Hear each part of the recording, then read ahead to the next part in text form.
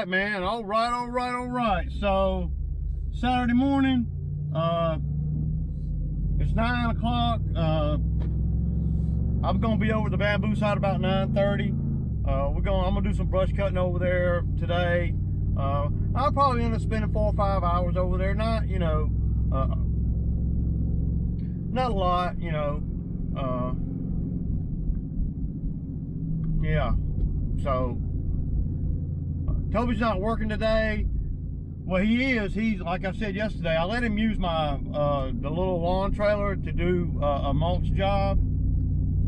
So that's what he's going to be doing today, and that's on, that's all his money. I don't have nothing to do with that. So, but yeah. So I wanted to clarify a few things about the video I did last week. After I got a little more information, the video I did with about going downhill forward. Now, I don't own Standon mowers, so I don't. I've ran them plenty of times, but I was assuming that the Standon concept would be the same. But after seeing Spencer's video that he did, the second video that he did, the little follow-up, and he really showed how lightweight the front of those Standon mowers are. They don't weigh, it doesn't seem like the front end weighs a lot. Almost like I could pick it up, man, pick up the front end of the mower, man, if I grab the wheels, It might not be quite that light, but it's definitely lighter than the Z-turn mowers. One guy came in the comments on that video and was saying that you get a lot better traction on a Standon mower. I don't know about that, man.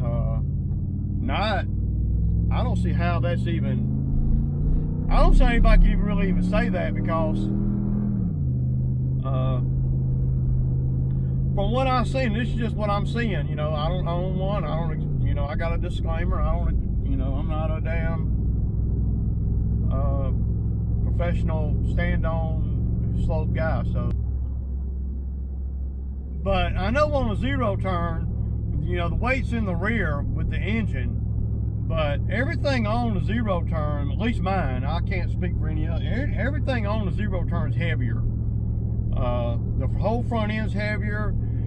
It goes out further in the front because you have the platform where your feet go, and then the operator is sitting in the middle of the machine, maybe a little closer to the rear, but pretty close to the middle, as well as all the fuel tank too.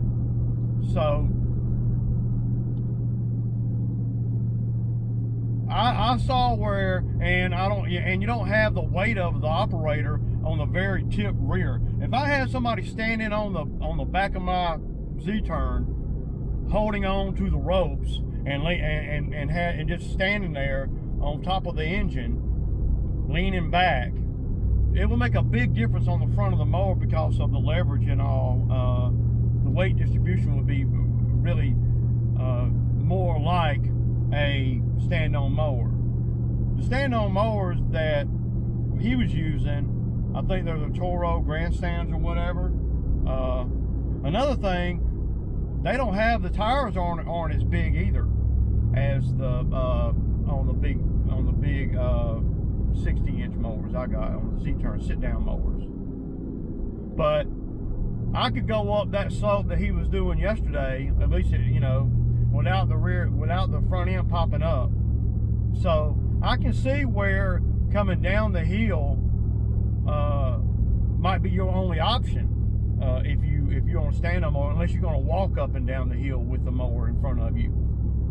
Some hills, I would imagine, you'd have to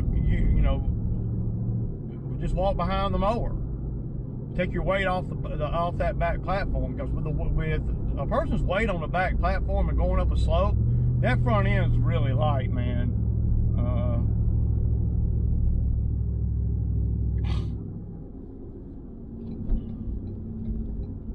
Really light.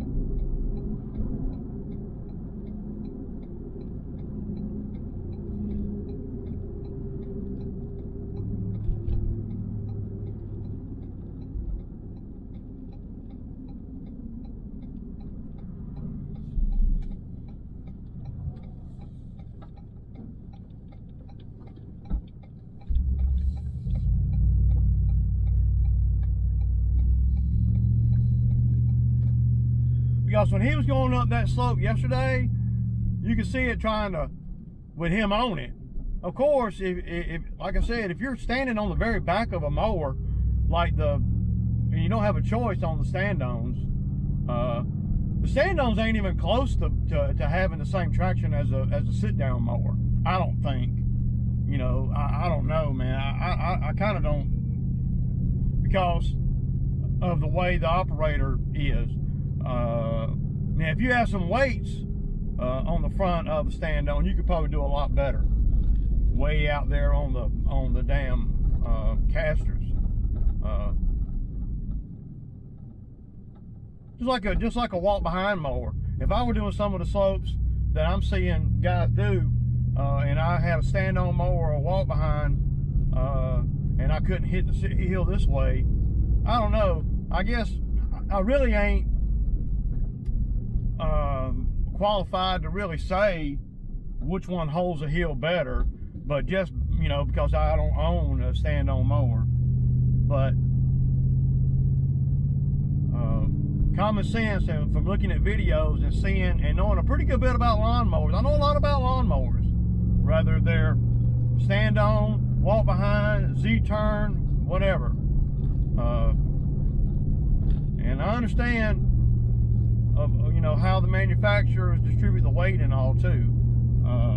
And just by watching Spencer go up and down that hill, you know, going up, if you're standing on the mower, yeah, the front end's gonna flip up on you. And it would me too if I was standing on the rear of one of my big zero-turn mowers. If I just had a guy sitting on the damn rear of it, just sitting there, the front end will pop up a lot easier. It takes a hell of a hill for the front end of my mower to pop up. And like Randall did the other day, you know, you can put a block or two on there, you know, and it even be better. I don't do any hills, not anymore, that require that. No, none of the hills require that I do. So it's a totally different, you know, to me it's a totally different ball game, really, from a Z-turn to a stand-on. I mean, it's totally different, other than the fact that you're standing up. And then you got the layout of the mower too.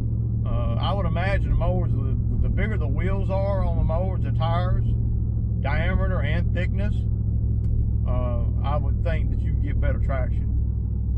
Little bitty tires don't seem to do real good, and it seems like the Grandstand, that's what they have. They don't have great big tires on them like like the V-Ride. You know, the V-Ride's got tires like my 60's got tires. But I can see why he would go downhill. You know, I do see that. Not that I would want to do that. On to something else. So I'm headed over here, gonna pull up to the bamboo site. We're gonna do some brush cutting. I'm gonna try to find a place to hang you guys where y'all can kind of see the brush cutter in action. I'm probably gonna use a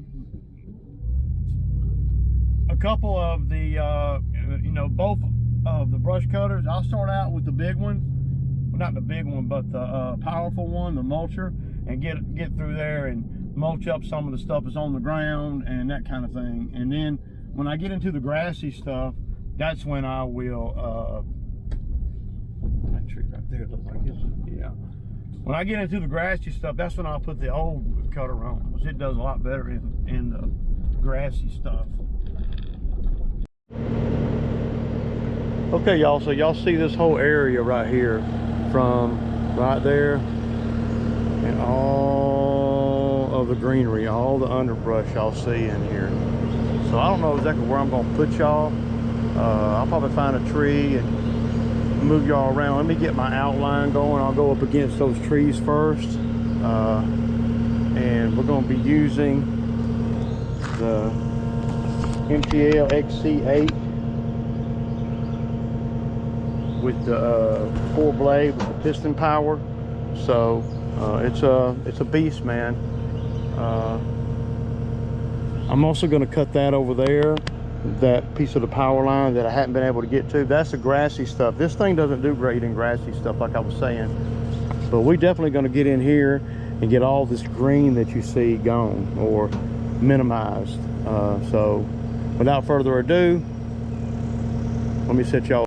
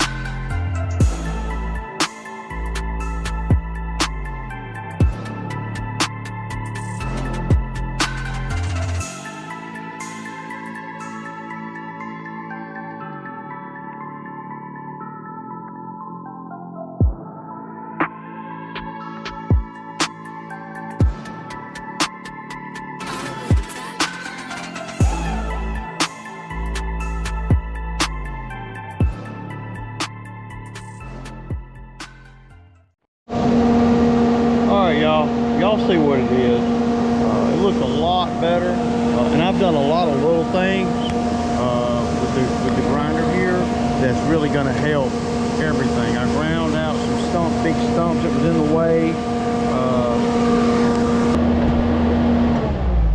Took out a few of the dead trees. It looks really good.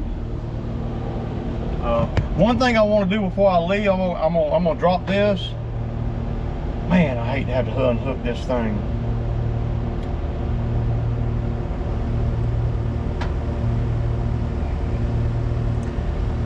Yeah. Okay, y'all saw what I got done over there. Pretty good bit, really. And I did a lot of little detail stuff that's really gonna help. You know, I did a thorough job. It's not done. And I didn't think I would get done with it today, but the rest of that I probably can cut with my other cutter. My other cutter's wider, so yeah. And I probably would have worked another hour or so had this skid steer. Well, it's starting to run low on fuel. The fuel light came on, telling me, you know, when I need to put fuel in it. So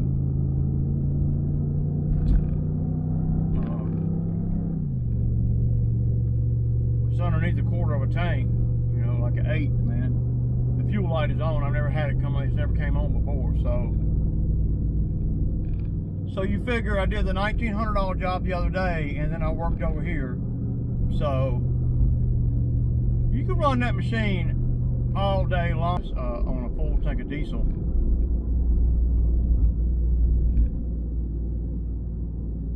Yeah. So, you know, it's 2:30, man. So I spent about 5 hours over there. So we'll just keep adding to the invoice, y'all. I said keep adding to the invoice.